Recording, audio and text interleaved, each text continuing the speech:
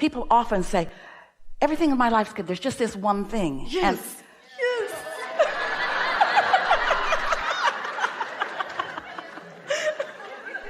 Well, if you want to make that one thing 2 and 3 and 4 and 5 and 6 and 10 and 20 and 30, then get that momentum going. No. So what you want to say is, there's just this one thing that I don't ever need to think about again. This is the piece that we want to put in there. You see, the path of least resistance, these are Esther's words, her observation, and we agree completely. The path of least resistance is a wily thing. She was talking with her daughter, her brilliant daughter, about it the other day. And her daughter said, I remember that in chemistry, that have some chemical concoction going that was doing whatever it was doing. And then they would add to it a change agent. And Esther said, ooh, I like that. I bet Abraham steals that. Because that's what's going on all the time. If you've got a toxic concoction, then you want to put some things in it that change it. But usually when you're looking at the toxic concoction, what you put in it is more in balance. And here's why. You're focused in your powerful now. It's where all of your power is. Because there's a relationship between you and your inner being that's happening now.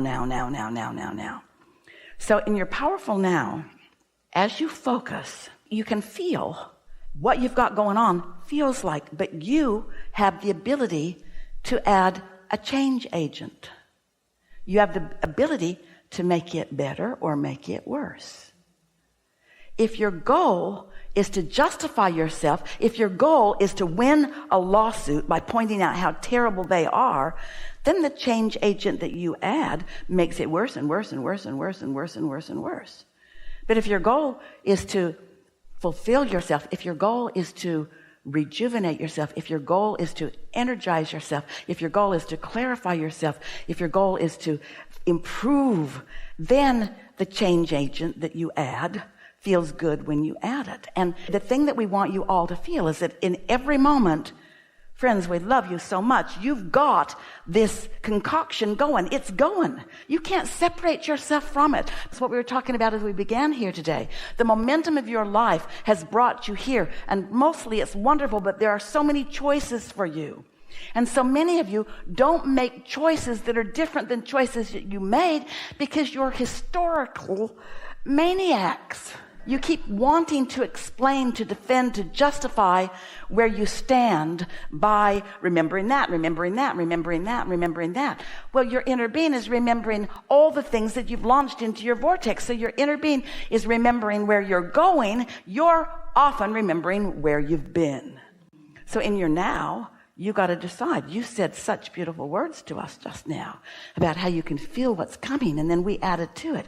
There is a vibrational reality that has already taken vibrational form, that if you try just a little bit, you can focus there and you can let your anticipation be the change agent. And then instead of feeling relief because you're no longer headed in the opposite direction, you will begin to feel less and less resistance until relief turns into exhilaration and eagerness. We played a game with Esther over the holidays, over the long holidays. We called it zooming in for the purpose of clarity and momentum. Zooming in for the purpose of clarity and momentum.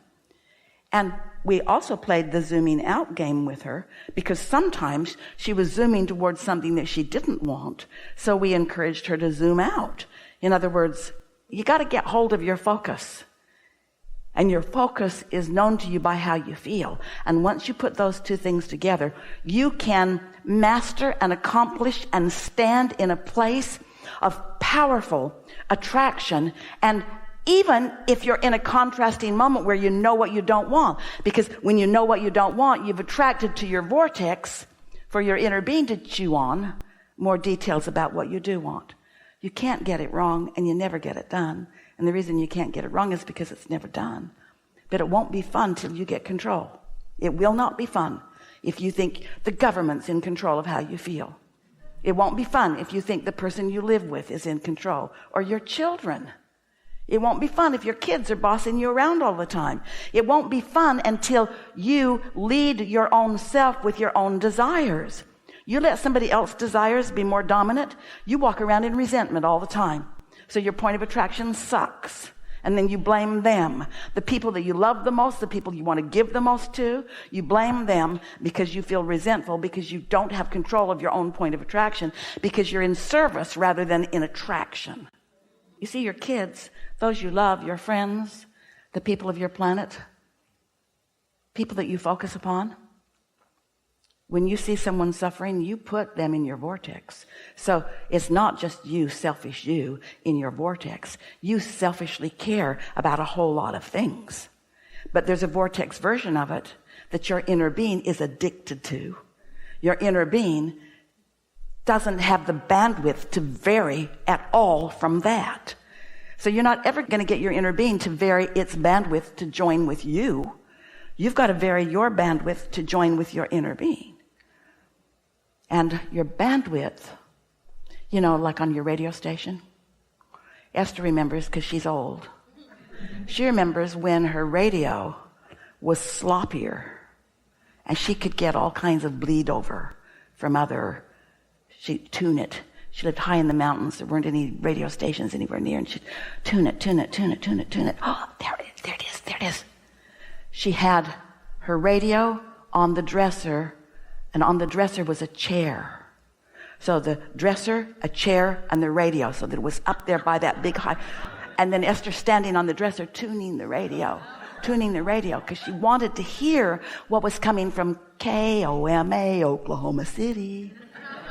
Far, far, far from where Esther lived in the mountains of Utah. But there was a radio station in Oklahoma City that had enough flowing that if Esther tuned it just right, she could hear it. Well, your bandwidth is not much bigger than that. You get focused on something, the law of attraction doesn't give you much beyond that. So don't you want to get on this?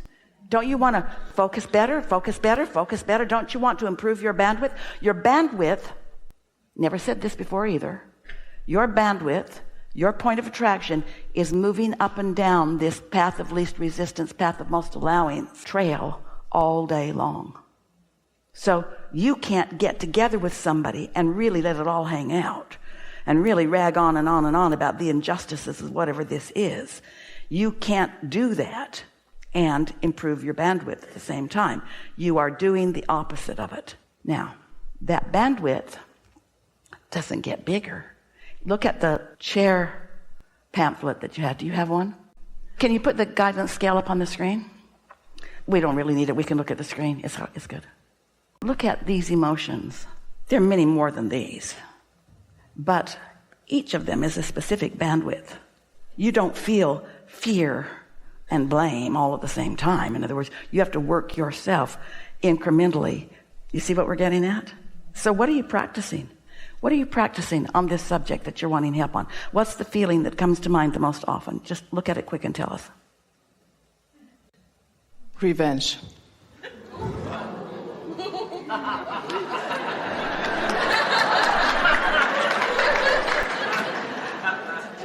Okay. No. What we want to say is good for you. It's not fear. Revenge is much better feeling than fear. It's a much better bandwidth than fear, because fear gets you a lot of stuff you don't want. Not anymore. I worked myself up till revenge and hate. So good for you. It's not insecurity. Revenge. It's not jealousy or hatred or rage. It's revenge. It took some work to make your way all the way up there. But revenge is a very narrow bandwidth. And what you put out, you get back. People flip you off in traffic. Are you following what we're getting at?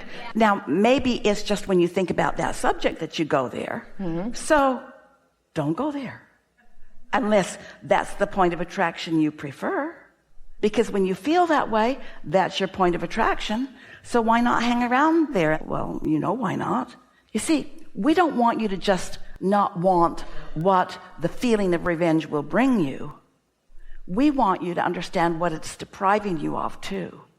And we want you to understand that what it's depriving you of is not just ultimate see it, hear it, smell it, taste it, touch it experience is depriving you of your power now. It's depriving you of your relationship with your inner being now. It's depriving you of clarity and vitality and being in the right place at the right time. It's too big of a price to pay to sloppily hang around in anything. If you look at your card, between 8 and 7, right there close to contentment is a tipping point.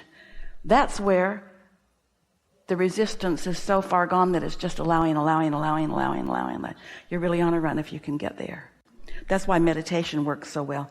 You quiet your mind, kind of got nothing going on. Now your point of attraction can really take off. So we sort of touched on this earlier. We're talking about the culmination that you are today. And you have different subjects that you think about that are different places on that emotional scale. But if you will, when you get home, you don't have to do it now, take that guidance scale and ask yourself where you feel most often, and realize that that's because the law of attraction is responding to where you are. And then subject after subject after subject after subjects picks things in that bandwidth, so to speak. Don't you like knowing this? Don't you think knowing is empowerment? Yes. And so as we move forward, we'll talk more and more about what to do about it. We appreciate your willingness to play with us. We appreciate your openness to hear. We appreciate your willingness to admit that you're in the revenge mode. And we want to acknowledge to you, it's not very often. But you see, this is the point that we really want to make. You think, I got to fix that one thing. Well, it's a small percentage of what your life is, but I've got to fix it, you say. So I'll come again to a place where I believe that I can get clarity, and I will use my precious time with infinite intelligence, and I will talk about the thing I do not want and amplify the thing I do not want. You see? You don't ever want to do that. Ever want to do that. You don't ever want to do that. You won't make it better. You cannot think your way out of a problem, because the law of attraction is thinking you into the problem. The law of attraction is thinking you into wherever you're focusing. You see how that works? Don't you like knowing that? Yes. So in order to get more clarity, I don't have to fix that issue. It'll just bring you more clarity on what you don't want. You see, all the time that it took you in your important life of getting to that point. So here you are, but your inner being is in a whole other place. Your inner being is living the other end of that stick. Well, what's the other end of the revenge stick? It's the giving of love stick. It's giving of love. Revenge is, I'd like to suck everything good from you and watch you suffer. That's revenge. Everything that you consider to be good and everything that you ever wanted, I would like to just suck it out of your experience. Well, thank goodness you don't have the power to do that. But you're doing it to yourself in those moments. So what is the other end of that stick? The other end of that stick is the giving of love. So now you're saying, I don't even want to have lunch with this person. I certainly don't want to give them love. I certainly don't want to be their support system. And we say, yeah, you do. Because when you are gifting someone with your positive thought, you are gifting yourself. Your point of attraction shifts, you see. And your misunderstanding is that you think that they deprived you of well-being because it was your attention to that made you feel that way. But no one can deprive you but you, and it's only your attention that is causing the deprivation. So this is really what we're getting at. You don't have to love that rotten asshole. We read minds. You don't have to forgive them or love them. Just pick somebody that's easy to love and focus there.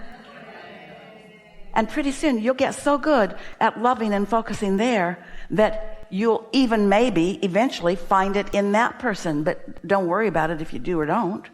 In other words, the law of attraction manages all of that. You don't have to make a bargain with the law of attraction. Law of attraction, I loved 20 people this week, so can I hate that one just for a little while? And the law of attraction is not a person or an entity that will speak back to you. It's like gravity. It just is. But if we could translate correctly the sentiment of the law of attraction, if you were to say, I loved 20 people this week and I'm just going to hate this, how will that serve me? The law of attraction says, wherever you're focused, 100% of your point of attraction is there. You could love millions of people and just hate one, and spend most of your time thinking about that one you hate. Really?